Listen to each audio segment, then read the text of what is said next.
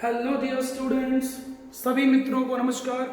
मैं जितेंद्र शुक्ला आप सभी के सामने फिर से आया हूँ 12th केमिस्ट्री का एक इम्पोर्टेंट टॉपिक लेके। ये टॉपिक काफ़ी कुछ हो चुका है, अपन मोल कंसेप्ट पढ़ चुके हैं, ठीक है। उसके बाद हमने पढ़ा solubility concept, solubility of gases, Henry's law, ठीक है। उसके बाद हमने पढ़ा वेपर प्रेशर। बच्चों अब हम पढ़ रहे हैं ideal solution, non ideal solution. और बच्चों अब हम पढ़ने जा रहे हैं इस टॉपिक का सबसे डिफिकल्ट पोर्शन जो बहुत ज़्यादा इम्पोर्टेंट भी है, और वो है कॉलिगेटिव प्रॉपर्टीज। बच्चों हिंदी में से बोलते हैं अणु संख्या गुणधर्म, ठीक है। तो मैं 12th के फिजिक्स में टीच कर रहा हूँ यूट्यूब में, शुक्ला क्लासेस टाइम्स आप सब्सक्राइब करें यूट्यूब में, ठीक है। और मैं धीरे धीरे अपलोडिंग बढ़ा रहा हूँ, ठीक है। अधिक से अधिक वीडियो में अपलोड करने का प्रयास करूँगा, ठीक है बच्चों। तो चलिए स्टार्ट करते हैं। और अभी मैं सिर्फ बच्चों की एनसीईआरटी पढ़ा रहा हूँ, ठीक है, सिर्फ बोर्ड का पढ़ा रहा हूँ कंसेप्ट। इसके बाद मैं जेईई और नीट के न्यूमेरिकल्स भी कराऊंगा। हाँ, थ्योरी में बच्चों बोर्ड के साथ जेईई और नीट भी कवर कर रहा हूँ, ठीक है। मैंने थोड़ा सा लाइट्स कम ऑन की हैं जिससे बोर्ड की विजिबिलिटी अच्छी रहे, आपको अच्छा दिखे, ठीक है। तो चलिए अब आगे बढ़ते हैं इम्पोर्टेंट टॉपिक में। तो पिछली क्लास से बच्चों मैंने क्या पढ़ाया था, थोड़ा सा मैं आपको रिवीजन करा देता हूँ। बच्चों मैंने लास्ट क्लास में आपको पढ़ाया था, आपको ध्यान होगा, relative lowering in vapour pressure, ठीक है। Lowering in vapour pressure with respect to vapour pressure of pure solvent, शुद्ध विलयन के सापेक्ष, शुद्ध विलयन के। हिंदी मीडियम वाले बच्चे भी पढ़ सकते हैं, मैं दोनों मीडियम में इजीली टीच करता हूँ। इसके पहले के वीडियोस आप YouTube पे जाएं, Shukla classes times, please subscribe करें, ठीक है। कल मैं ये टॉपिक फिनिश कर दूंगा और इसके बाद मैं स्टार्ट करूंगा केमिकल काइनेटिक्स केमिस्ट्री में, और फिजिक्स में पढ़ा रहा हूँ इलेक्ट्रोस्टैट। हाँ जी बच्चों, तो relative lowering in vapour pressure हम पढ़ चुके हैं, P not minus P upon P not, आपको याद होगा। This is relative lowering in vapour pressure, वाष्प दाब में आपेक्षिक अवनमन, ठीक है बच्चों। अब समझेंगे, हम पढ़ने जा रहे हैं ऑस्मोटिक प्रेशर। ये भी हो चुका है, मैंने यहीं पे वीडियो फिनिश किया था। ऑस्मोटिक प्रेशर क्या है? एक हाइड्रोस्टैटिक प्रेशर है, हाइड्रोस्टैटिक प्रेशर। परासरण दाब से हिंदी में बोलते हैं, परासरण दाब एक द्रव स्थैतिक दाब जो है, द्रव स्थैतिक दाब, ठीक है, जो सॉल्वेंट मॉलिक्यूल की सॉल्यूशन में सेमी परमिएबल मेम्ब्रेन के थ्रू एंट्री को रोकता है। बात समझ में आ रही है बच्चों? सेमी परमिएबल मेम्ब्रेन से जब पास होते हैं सॉल्वेंट मॉलिक्यूल, विलायक के अणु, तब एक प्रेशर जनरेट होता है मेम्ब्रेन में, ठीक है। इसको हाइड्रोस्टैटिक प्रेशर भी कहा जाता है, और उसका फॉर्मूला मैंने आपको पढ़ाया था, PV is equal to nRT। ये कंसेप्ट कहाँ से आया है? आपको पढ़े हैं 11th ideal gas equation, PV is equal to nRT, ideal gas equation, ठीक है बच्चों, आइडियल गैस इक्वेशन, ठीक है। चलिए अब आगे बढ़ते हैं, समझेंगे ideal gas equation, PV is equal to nRT, where P, इस टॉपिक में P को पाई से डिनोट कर देते हैं। लास्ट क्लास के बच्चों मैंने एक्सप्लेन किया हुआ है, ठीक है। P को पाई से रिप्लेस कर देते हैं, और यहाँ पर पाई का मतलब है where pi is osmotic pressure of the solution, where pi, जहाँ पाई विलयन का वाष्प दाब है, विलयन का वाष्प दाब। आर आप जानते हैं कैपिटल आर, इसको आप स्मॉल आर नहीं लिख सकते, ठीक है, ठीक है बच्चों। कैपिटल आर क्या है यहाँ पे? Universal gas constant. टी क्या है? टेम्परेचर। इसके बाद बच्चों हमने पढ़ा था pi is equal to n upon V RT, ठीक है बच्चों। पाई भी इज इक्वल टू, बोलिए, पाई भी is equal to nRT। So pi is equal to mole upon volume. Mole upon volume बच्चों क्या होता है, मैं कई बार पढ़ा चुका हूं, कंसंट्रेशन होता है। Pi is equal to CRT। This is formula of osmotic pressure. Pi is equal to, बार बार बच्चों बोल रहा हूं, CRT, ठीक है। बट कंसंट्रेशन की बहुत सारी मेथड्स होती हैं, मोलैरिटी, मोलैलिटी, नॉर्मैलिटी, पढ़ चुके हैं आप लोग, मोलरता, मोललता, नॉर्मलता, ठीक है बच्चों। तो न्यूमेरिकल्स में, जेई और नीट में कई बुक्स में ऐसा भी लिखा मिलेगा, बहुत ही बेसिक सा कंसेप्ट है, कोई बड़ी बात ये बच्चों नहीं है। तो ये हुआ osmotic pressure. Osmotic pressure is hydrostatic pressure, hydrostatic pressure, hydrostatic pressure. Hydro means water, stat means रुक जाना, स्टॉप हो जाना, रोकने का प्रयास करना, ठीक है बच्चों, क्लियर है। On the basis of osmotic pressure 3 types of solutions सामने आपके लिखे हुए हैं, ध्यान दीजिएगा। ये मैं पहले से लिख लेता हूं जिससे आपका टाइम ज़्यादा वेस्ट ना हो। 3 टाइप्स ऑफ, क्योंकि बच्चों ज़्यादा लंबा वीडियो बनाने में दिक्कतें बहुत सारी हैं, वाईफाई की प्रॉब्लम है, ठीक है, अपलोडिंग की प्रॉब्लम है, तो पहले से लिख लेने से क्या होता है, थोड़ा टाइम बचता है, जल्दी जल्दी होते हैं टॉपिक्स। हाँ जी, हाइपोटोनिक, हाइपोटोनिक, आइसोटोनिक। हाइपो का हिंदी नाम है अल्प पराशरी विलयन। हाइपर का, sorry, hypo, this is hyper, sorry बच्चों ये हाइपर होगा, हाइपरटोनिक, हाइपरटोनिक। हाइपर मीन्स क्या होता है, हाई, ऐसा सोल्यूशन जिसका ऑस्मोटिक प्रेशर हाई हो, अति पराशरी बोलते हैं इसे हिंदी में, हिंदी मीडियम, अति पराशरी विलयन। बच्चों आइसो वर्ड का मतलब आपको पता ही होगा, आइसो मीन्स होता है सेम। कहीं भी फिजिक्स में आ जाए बच्चों, आइसो मीन्स क्या होता है, सेम, ठीक है बच्चों। आइसो मीन्स क्या होता है, सेम, मतलब ऐसे 2 सॉल्यूशंस, इसको समपराशरी बोलते हैं हिंदी में, ऐसे 2 विलयन जिनका परासरण दाब एक समान हो, उन्हें क्या बोलते हैं बच्चों, isotonic. 2 solutions having same concentration और सेम ऑस्मोटिक प्रेशर। बच्चों यदि आपने ध्यान से सुना होगा तो मैंने सेम ऑस्मोटिक प्रेशर भी बोला है और सेम कंसंट्रेशन भी बोला है, ठीक है, इस बात को समझिएगा बच्चों। एक्चुअली क्या है, ध्यान से इस फॉर्मूले को देखिए आप, pi directly proportional to C, pi directly proportional to C. बच्चों जो पाई है डायरेक्टली प्रोपोर्शनल टू सी है, मतलब कंसंट्रेशन जितना ज़्यादा होगा सॉल्यूट का, ऑस्मोटिक प्रेशर बच्चों उतना ही हाई होगा, ठीक है। लास्ट क्लास में मैंने आपको ऑस्मोसिस पढ़ाया था, ठीक है, osmosis, movement of water from higher concentration to lower concentration, ठीक है, थ्रू सेमी परमिएबल मेम्ब्रेन।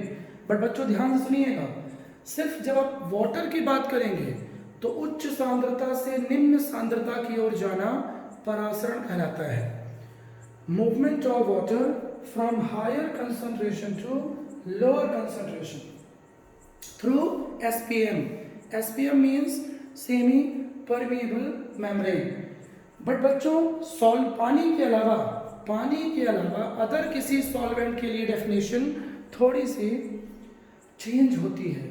तो बच्चों क्या चेंज होती है, lower to higher, movement of solvent, ठीक है, from lower concentration to higher concentration through semi permeable membrane called osmosis, ठीक है बच्चों। तो ये सब हो गया था। अब अपन आते हैं हाइपोटोनिक सॉल्यूशन में, ठीक है, इसका डेमोन्स्ट्रेशन देख लीजिए थोड़ा सा, ऑस्मोसिस का डेमोन्स्ट्रेशन एक्सपेरिमेंट या हाइपोटोनिक और हाइपरटोनिक का डायग्राम अच्छे समझिएगा।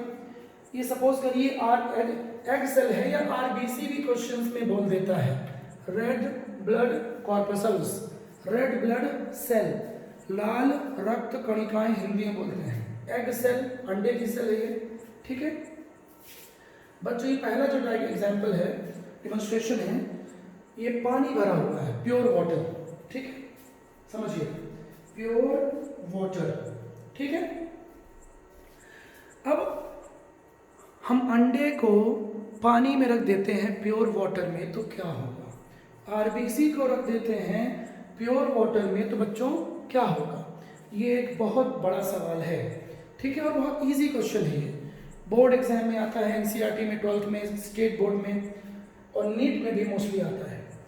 बच्चों क्या होगा, आपको दिख रहा है बाहर प्योर वाटर है, ठीक है, तो बच्चों क्या होता क्या है, अंडे के अंदर पानी कम होता है, ठीक है, बाकी सब्सटेंस ज़्यादा होते हैं, एलिमेंट्स होते हैं, पता है आपको, ठीक है, बहुत सारे मिनरल्स भी होते हैं एग में, ठीक है, बट अंदर पानी कम है, अंदर लेस वाटर है और बाहर हाई वाटर है, लार्ज अमाउंट है वाटर का, कंसंट्रेशन ज़्यादा है पानी का। तो बच्चों क्या होगा, पानी जो है अंदर घुसेगा, ध्यान से समझिएगा, ये मैं एरो बना रहा हूँ, पानी अंदर जाएगा तो क्या होगा बच्चों, अंडे की फट जाएगी मेम्ब्रेन, अंडे की मेम्ब्रेन फट जाएगी, जो प्लाज्मा झिल्ली होती है अंडे में, ठीक है, फट जाएगी मेम्ब्रेन, क्लियर है, मतलब जैसे जैसे पानी अंदर घुसेगा, ठीक है, स्वेल होगा, एग क्या होगा, स्वेल होगा और कुछ देर बाद हो जाएगा बस्ट, तो ये आपका आंसर होगा, ठीक है बच्चों। तो पानी अंदर घुसा सेल में, इसको एंडोऑस्मोसिस भी बोल दिया जाता है, एंडोऑस्मोसिस, एंडो मीन्स अंदर, ठीक है बच्चों। इसी क्वेश्चन को ऐसा बोल देता है कई बार, ग्रेप्स रखे हुए हैं, अंगूर, ग्रेप्स, सेम आंसर होगा। अब बच्चों यहाँ आते हैं, इस क्या बोला है, आरबीसी है या एग है, ठीक है, एग भी बोल सकता है, आरबीसी भी बोल सकता है, ग्रेप्स भी बोल सकता है, बट यहाँ बच्चों एक कंडीशन अलग किया हुआ है, यहाँ प्योर वाटर बच्चों नहीं बोला है, प्योर वाटर नहीं बोला है, बात को समझिएगा, प्योर वाटर नहीं बोला है, क्या बोला है समझिए, क्या बोला है बच्चों, यहाँ ब्राइन सॉल्यूशन बोला है, ब्राइन सॉल्यूशन मतलब NaCl का सॉल्यूशन, इसी को बच्चों कई बार क्वेश्चन में बोल देगा सलाइन सॉल्यूशन। थोड़ा पानी पी लूँ मैं, तब तक आप फिगर देखिए मस्त, ठीक है, आज ज़्यादा अच्छा विजिबिलिटी है कैमरे की, हाँ जी,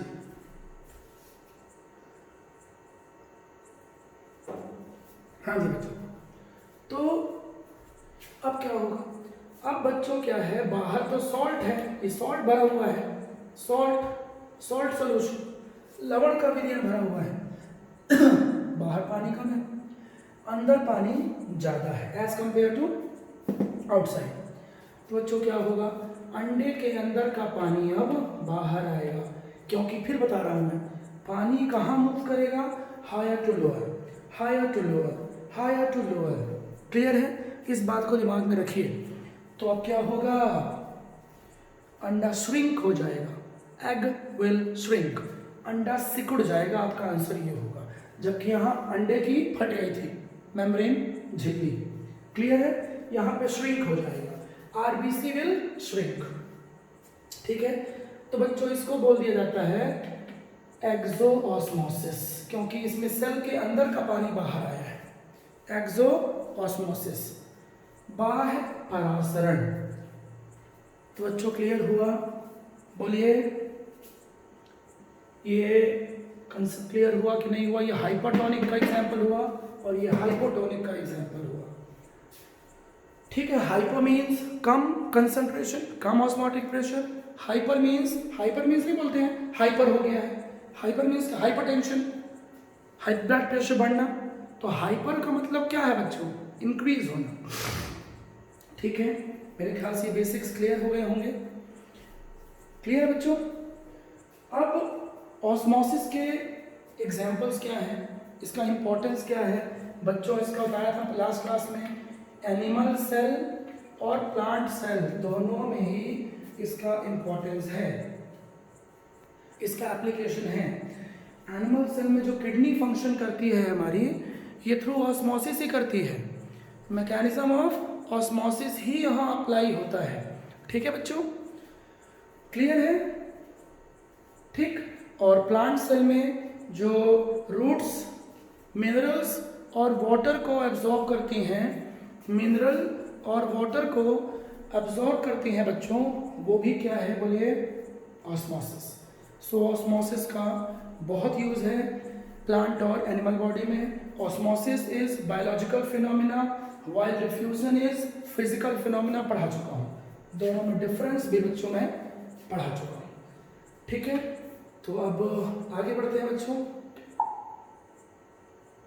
चलिए, हाँ जी, तो ये हो गया। अब बच्चों छोटा सा एक टॉपिक और है, रिवर्स ऑस्मोसिस। रिवर्स ऑस्मोसिस ये भी बोर्ड एग्जाम में बच्चों आता है ना? ठीक है, रिवर्स ऑस्मोसिस, रिवर्स मीन्स उल्टा, विपरीत परासरण। ठीक है, व्युत्क्रम परासरण हिंदी में बोलते होंगे। Reverse osmosis, if the external pressure greater than osmotic pressure, then flow of solvent molecule occurs from solution to pure solvent। ध्यान से डेफिनेशन पढ़ लीजिए बच्चों, ज़्यादा नहीं बोलूँगा, मेरे वोकल कॉर्ड्स में ज़्यादा प्रॉब्लम्स हैं, आप रीड करिए फिर मैं एक्सप्लेन करता हूँ।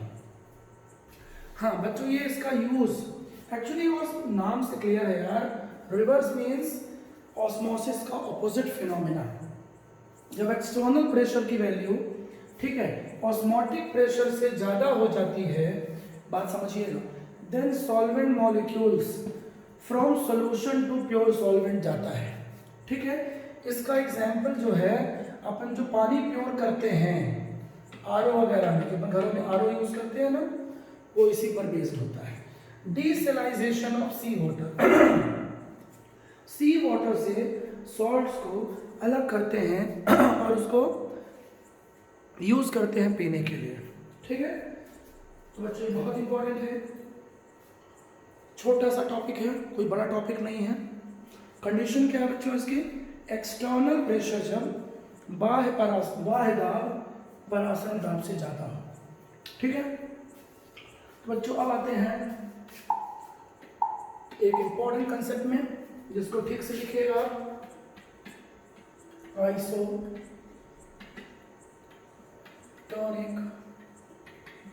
सॉल्यूशन। आइसोटोनिक सॉल्यूशन, हाँ बच्चों अच्छे से समझेंगे।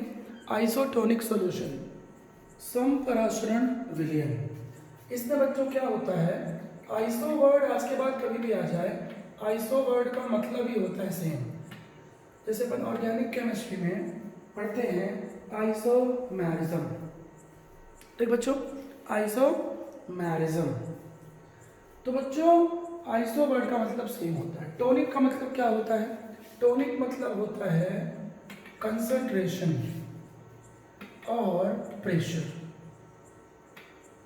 ठीक है, isotonic, two solutions having same osmotic pressure, बस कहानी खत्म है बच्चों, नाम से क्लियर है। ऐसे दो विलयन जिनका परासरण दाब एक समान हो, उसे बच्चों क्या बोला जाता है? Isotonic solution. Isotonic solution. ठीक है बच्चों, क्लियर है ये? अब हमको पता है pi v is equal to nRT, so pi is equal, four तो नहीं हो रहे हैं स्टूडेंट्स? अब भैया ये मूवी तो है नहीं रोज की रोज, है ना, कि हम मूवी देख रहे हैं अमिताभ बच्चन साहब की या राजेश खन्ना साहब की रोमांटिक मूवी या शाहरुख खान की रोमांटिक मूवी। बच्चों थोड़ा सा तो बोर होंगे ही अपन, ठीक, पढ़ाई कर रहे हैं तो थोड़ा सा पढ़िए। ठीक है, आधे घंटे पढ़िए, 1 घंटे पढ़िए, फिर 2-5 मिनट आप घूम फिर लीजिए, इस तरह से स्टडी करिए। जिनकी लॉन्ग सिटिंग नहीं है, बाकी बच्चों कम से कम 1-1.5 घंटे के बाद ही उठना चाहिए, ठीक है। स्टडी के समय जिनको IIT नीट क्रैक करना है, मेरिट में आना है, ठीक है बच्चों, बोर्ड में। चलिए, सो पाई इज इक्वल टू, हम पढ़ चुके हैं CRT बच्चों, यहाँ से क्लियर है। Pi directly proportional to C and pi directly proportional to T। समझ रहे हैं बात को, ठीक है, ये बात आप ध्यान रखिएगा। सो पाई वन हम क्या पुट कर सकते हैं, C1 RT1 C2 RT2। बेटा R तो गैस कांस्टेंट है जिसकी वैल्यू 0.0821 ATM में होती है, ATM लीटर पर मोल केल्विन। और दूसरी वैल्यू R की होती है 2 कैलोरी में, कैलोरी के फॉर्म में, जूल के फॉर्म में। न्यूमेरिकल्स में ध्यान देना पड़ेगा, न्यूमेरिकल्स में बेटा ध्यान देना पड़ेगा। ATM में वैल्यूज दी हैं प्रेशर की, तो ये वैल्यू यूज होगी, और कैलोरी जूल है तो ये। इसको मजाक में मत लीजिएगा, नहीं जिंदगी मजाक बन जाएगी, ठीक है। जो काम करिए ईमानदारी से करिए, जब पढ़िए तो थका पेल पढ़िए, ठीक है, तन मन धन सब लगा के पढ़िए, इंस्टा फेसबुक को बंद करके पढ़िए। और बच्चों 2 साल, सिर्फ आपको 2 साल सेक्रीफाइस करना है यदि आपको अपनी जीवन, अपनी लाइफ को स्टेबल करना है, सिर्फ 2 साल। आप जेई, इंजीनियरिंग, मेडिकल में अच्छे कॉलेज में चले गए आप, उसके बाद बच्चों वहाँ ड्रीम लाइफ है, सपनों की दुनिया है। एम्स में पढ़ना, IITs में पढ़ना बच्चों ये ड्रीम होता है, आपकी लाइफ बड़ी अच्छी होगी। फिर आपको वहाँ टेंशन नहीं है, वहाँ भी स्टडी करनी पड़ेगी, पर बच्चों वहाँ वो प्रेशर नहीं है, ठीक है। ये तो तय है कि आपको कुछ ना कुछ जॉब तो मिलेगा, ठीक है बच्चों। लेकिन यदि आप 11th-12th में अच्छा नहीं करते हैं, उसके बाद आपको ग्रेजुएशन करना पड़ेगा, ठीक है, और फिर आप UPSC, PSC, SSC में ट्राई मारेंगे। पर बच्चों यहाँ गारंटी नहीं है, ठीक है। यहाँ पे अच्छे अच्छे टॉपर बच्चे रुक जाते हैं UPSC में, PSC में, और 60% वाला बंदा क्रैक कर जाता है, क्योंकि बच्चों यहाँ पैटर्न अलग है। ऑल सब्जेक्ट्स आते हैं, ठीक है, GS GK आता है बहुत सारा, तो बच्चों थोड़ा सा वो डिफरेंट फील्ड है ना। आजकल तो कई लोग MBBS करके UPSC की तैयारी कर रहे हैं, MBBS कंप्लीट करते हैं, IIT कंप्लीट करते हैं, दिन जाते हैं सिविल सर्विस में IAS IPS के लिए, क्योंकि वो बिल्कुल सेफ है, सिक्योर है, ठीक है। चलिए, हाँ बच्चों, तो ये टेम्परेचर बच्चों टेम्परेचर डिफरेंट है, तो T1 T2 करिए। अब मान लीजिए क्वेश्चन में टेम्परेचर सेम दिया है, तो फिर हम इसी फॉर्मूले को क्या लिखेंगे, RT cancel, C1 equal to C2। इसका मतलब आइसोटोनिक क्या होगा, जिनका ऑस्मोटिक प्रेशर सेम हो, कंसंट्रेशन सेम हो। कंसंट्रेशन का फॉर्मूला क्या होता है बच्चों, मोल अपॉन वॉल्यूम, तो N1 upon V, N2 upon V, V cancel, यदि volume of the solution same given है तो मोस्टली बच्चों ऐसा ही होगा। सो मोल्स, 2 सॉल्यूशंस के मोल्स यदि सेम हैं, ठीक है, तो ये भी आइसोटोनिक सॉल्यूशन बच्चों होगा। क्लियर हो गया ये बच्चों, ये हमने बात करी है। बाद में बात करूँगा, कल बात करूँगा वांट ऑफ फैक्टर की, वांट ऑफ फैक्टर, तो बात करूँगा इसमें I भी यूज होगा, उसकी बात बाद में करेंगे, ठीक है बच्चों। तो हमने अभी तक क्या क्या पढ़ा, कॉलिगेटिव प्रॉपर्टी में RLVP ये हमने पढ़ा, P नॉट A याद है, कुछ पढ़ चुके हैं बच्चों के लिए।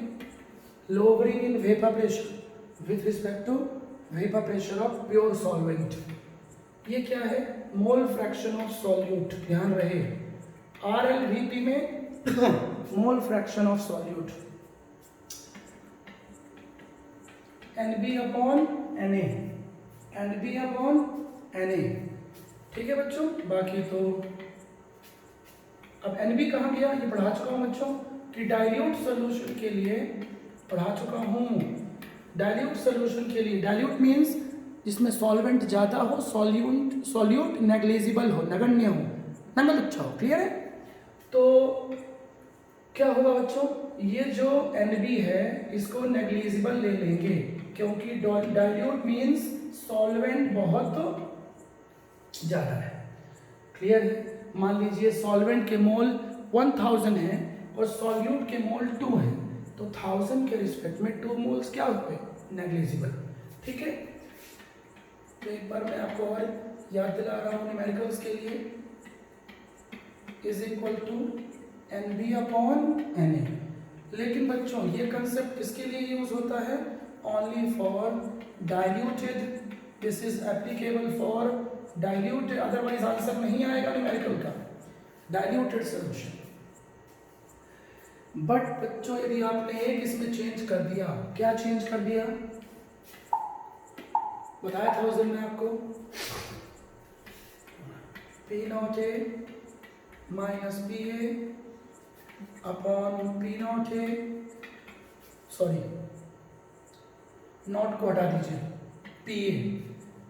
देन बच्चों ये कंसेप्ट किसके लिए यूज होता है? For all type of solutions. ये डाइल्यूटेड बस के लिए अप्लाई नहीं होता है, किसी भी सॉल्यूशन के लिए ये फॉर्मूला न्यूमेरिकल्स में अप्लाई होगा। बट ध्यान रहे यहाँ नॉट नहीं है ना? This is vapour pressure of pure solvent, vapour pressure of solution containing non volatile solute. Hindi माध्यम में, देवनागरी भाषा में, अवाष्पशील विलय युक्त विलयन का वाष्प दाब। ठीक है बच्चों, अवाष्पशील विलय युक्त विलयन का वाष्प दाब। ठीक, चलिए बच्चों ये हो गया। अब अपन आगे बढ़ते हैं। ठीक है, तो ये बच्चों हो गया। अब इसके न्यूमेरिकल्स हैं वो मैं नेक्स्ट क्लास में बात करूंगा। ठीक है, टॉपिक फिनिश हो जाए बॉन्ड टॉप फैक्टर के बाद। अब बच्चों आता है third property, colligative property, elevation in boiling point. बहुत इंपॉर्टेंट है। हिंदी बच्चों इसको बोलते हैं क्वथनांक में उन्नयन, क्वथनांक में उन्नयन।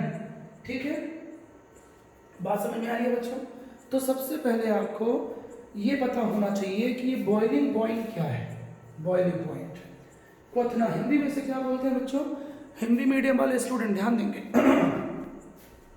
क्वथनांक, थोड़ा अजीब सा नाम है, क्वथनांक। ठीक है, क्लियर है बच्चों? बॉइलिंग पॉइंट क्या होता है?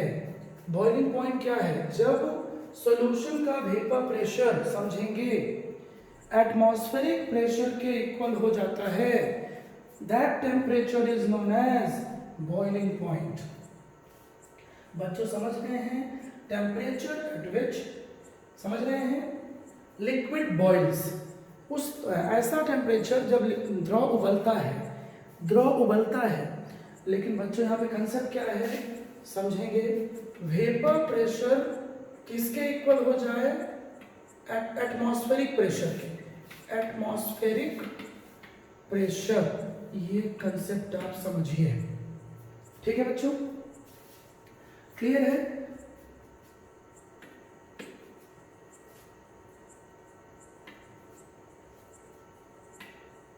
हाँ जी, एलिवेशन इन बॉइलिंग पॉइंट।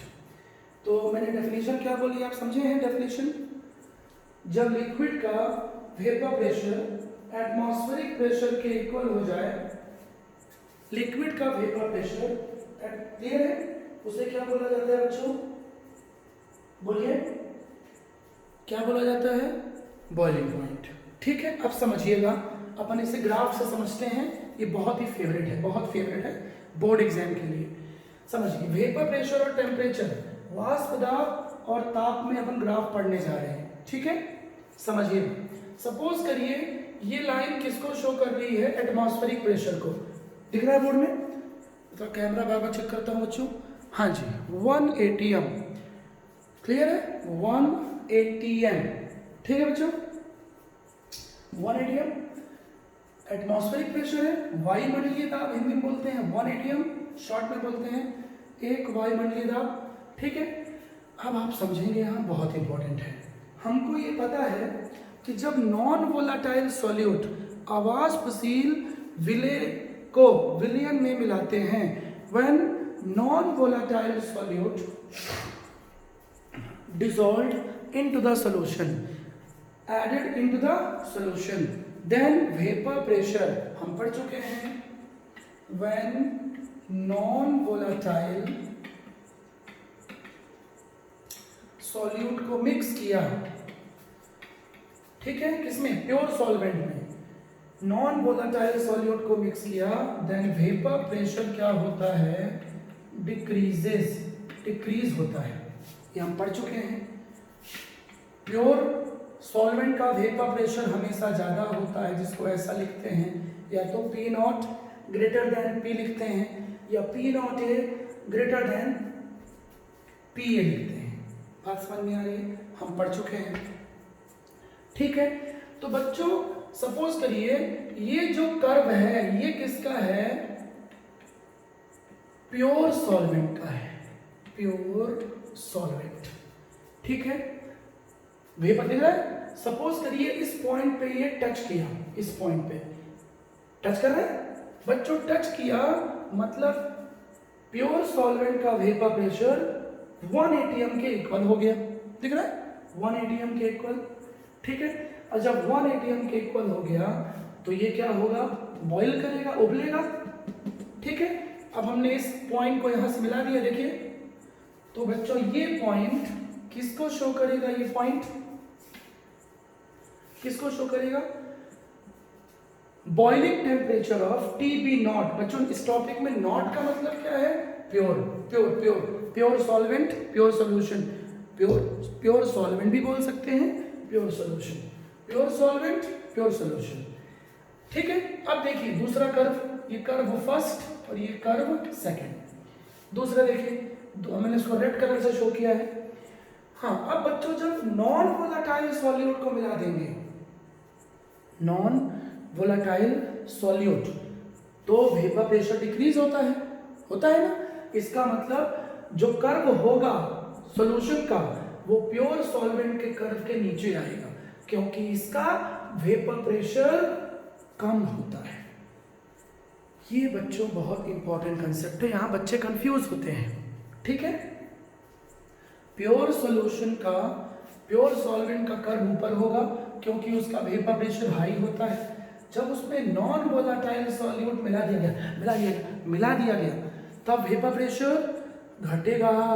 बोलो भाइयों एवं उनकी बहनों, बोलो समझ में आ रहा है कि गया ऊपर से, नहीं आया भैया तो कमेंट्स में जो मन चाहे करना, और समझ में आ गया है तो लाइक पेलना, ठीक है बच्चों, लाइक ठोकना, क्लियर है, लेकिन जरूर ठोकना। हाँ जी, चलिए, तो ये किसका हुआ, solution containing vapor pressure of solution containing non volatile solute, मतलब ये कर्व सॉल्यूशन, शॉर्ट में क्या बोलते हैं, सॉल्यूशन। सॉल्यूशन बोला मींस नॉन वोलेटाइल सॉल्यूट है, अवाष्पशील विलेय युक्त विलयन का वाष्प दाब, ठीक है। बोलिए बच्चों, क्लियर हुआ। तो इसीलिए कर्व ये नीचे आ। अब इस पॉइंट को देखिए, सॉल्यूशन का वेपर प्रेशर एटमॉस्फेरिक प्रेशर के इक्वल हो गया यहां पे, मतलब ये बॉईल करेगा, ठीक है। लेकिन बच्चों थोड़ा सोचो, एक कॉमन सेंस की बात है, नॉन वोलेटाइल सॉल्यूट को मिलाएंगे तो वेपर प्रेशर तो कम होता है, लेकिन बच्चों शुद्ध पानी 100 डिग्री सेल्सियस पे उबल जाता है, 100 डिग्री सेल्सियस पे, अंग्रेजी भाषा में, ठीक है। लेकिन बच्चों जब आप नॉन वोलेटाइल सॉल्यूट मिलाते जाओगे तो वो इजीली बॉईल नहीं होगा। बात समझ में आ रही है, मतलब हाई टेम्परेचर पे बॉईल होगा, और उसी टेम्परेचर को बोलते हैं एलिवेशन इन बॉइलिंग पॉइंट। इसलिए देखिए ये इस पॉइंट पे बॉईल हुआ है कौन, solution containing non volatile solute. तो देखिए ये किसका टेम्परेचर है, प्योर सॉल्यूशन का, प्योर सॉल्वेंट का। ये किसका टेम्परेचर है, solution containing non volatile solute, अशुद्ध विलयन बोल सकते हो यार शॉर्ट में, इम्प्योर सॉल्यूशन। तो देखिए यहां आपको ग्राफ से दिखाई पड़ रहा होगा, TB greater than T not, दिख रहा है। और इसी डिफरेंस को, ये शुद्ध विलयन का टेम्परेचर है, इससे ज्यादा किसका टेम्परेचर है, देखिए ग्राफ में विलयन का है, तो जो डिफरेंस आया उसी को बोलते हैं बेटा डेल्टा टीबी, मतलब एलिवेशन इन बॉइलिंग पॉइंट। तो बच्चों ये समझेंगे और ये समझेंगे, ठीक है। मेरे ख्याल से बच्चों ये क्लियर हो गया होगा। मैंने काफ़ी अपना बेस्ट देने का प्रयास किया है। इसकी और डिटेल थ्योरी भी है बच्चों, इसका डेरिवेशन भी है, ग्राफिकल डेरिवेशन, लेकिन वो बोर्ड में नहीं है, एनसीईआरटी में नहीं है बच्चों। ये अपन इसको डिराइव भी कर सकते हैं, डेल्टा टीबी को, नहीं है एनसीईआरटी में, सिलेबस में ही नहीं है आपकी, ठीक है। वो हायर क्लासेस में है, ठीक है, ग्रेजुएशंस में हम लोग पढ़ते थे। चलिए बच्चों क्लियर हो गया, बोलिए, ठीक। अब मैं समझता हूँ कि आगे बढ़ूँ। हाँ जी, तो क्या कंसेप्ट क्या लिखेंगे आप? कंसेप्ट आप ये लिखेंगे कि प्योर सॉल्वेंट का वेपर प्रेशर कर्व 1 से शो हो रहा है और सॉल्यूशन का कर्व 2 से शो हो रहा है। जब नॉन वोलेटाइल सॉल्यूट को मिलाया गया, वेपर प्रेशर क्या हुआ? डिक्रीज हुआ, लेकिन बॉइलिंग टेम्परेचर क्या हुआ? राइज हुआ। नॉन वोलेटाइल सॉल्यूट को मिलाने के बाद, ठीक है, टेम्परेचर राइज हुआ और उसी को बोलते हैं एलिवेशन इन बॉइलिंग पॉइंट, ठीक है। अब बच्चों आगे बढ़ते हैं। हाँ जी, समझिए। It is observe that, graph से उसको प्रूफ किया गया है, ग्राफिकल मेथड से। तो आप ये लिख लें। हाँ बच्चों यार ध्यान दीजिएगा, गलत तो नहीं कर दिया, सही है। प्योर सॉल्यूशन का बॉइलिंग टेम्परेचर कम है और सॉल्यूशन का ज़्यादा है, तो एलिवेशन को क्या लिखेंगे? एलिवेशन ये क्या है? इसको डेल्टा मीन्स चेंज होता है बच्चों, बट यहाँ पर इसे क्या बोला जाएगा? एलिवेशन। क्वथनांक में उन्नयन, उन्नयन मीन्स बढ़ जाना, ठीक है। पहली बात तो ये, इसको आप अच्छे से ब्लॉक कर लीजिए, बात समझ में आ रही है? हाँ बच्चों, और जब प्योर सॉल्यूशन या सॉल्वेंट बोलेगा तो बच्चों टी नॉट बी आपको हमेशा लेना है न्यूमेरिकल में 100 डिग्री सेल्सियस, मतलब 373 केल्विन, क्योंकि बच्चों फिजिक्स में आप पढ़ चुके हैं 0 degree Celsius is equal to 273 kelvin होता है। बहुत ही इजी मेथड से मैं टीच कर रहा हूं। अब लिखेंगे it is observed that elevation in boiling point, हम पहले से बताया हमको बेटा बच्चों फिर कह रहा हूं मैं, इसका ग्राफिकल डेरिवेशन भी है, ठीक है। यदि किसी को इंटरेस्ट है तो वो आप अलग से क्लास में पूछ सकते हैं, ठीक है, या मुझे व्हाट्सएप कर सकते हैं, मैसेज कर सकते हैं फेसबुक में, तो मैं आपको इसका डेरिवेशन, ठीक है, फोटो लेके सेंड कर दूंगा फेसबुक पे, ठीक है। चलिए, सो बच्चों सबसे इंपॉर्टेंट ये है, ये कैसे आया? ये ग्राफ से प्रूफ होता है, ग्राफ से, ठीक है। सिलेबस में नहीं है, चलिए उसको रहने दीजिए। तो बच्चों कॉलिगेटिव प्रॉपर्टी है, तो कॉलिगेटिव प्रॉपर्टी अणु संख्या गुणधर्म है, उसकी डेफिनेशन क्या थी बच्चों? Property which depends on number of solute और पार्टिकल्स ऑफ सॉल्यूट ओनली, ठीक है। तो बच्चों यहाँ क्या आएगा? मोलैलिटी आएगा, मोलैलिटी। अब बच्चों कोई बोल सकता है कि मोलैरिटी क्यों नहीं आया? अरे ये मोलैरिटी है, और मोलैरिटी का फॉर्मूला क्या होता है? पढ़ चुके हैं अपन, moles of solute upon mass of solvent. Molarity क्यों नहीं आता? क्योंकि बच्चों मोलैरिटी में वॉल्यूम होता है जो टेम्परेचर के साथ चेंज होता है वैल्यू, इसीलिए थ्योरेटिकली मैं आपको मैथमेटिकली नहीं समझा रहा हूँ, कंसेप्ट समझा रहा हूँ, थ्योरी। मोलैलिटी ही क्यों आता है? क्योंकि इसमें वॉल्यूम नहीं होता है, आयतन, विलियम का आयतन नहीं होता है, किसमें? मोललता में, मोलैलिटी, ठीक है। क्लियर हो गया ये? आगे बढ़ूं। अब प्रोपोर्शनैलिटी को हटाएंगे बच्चों।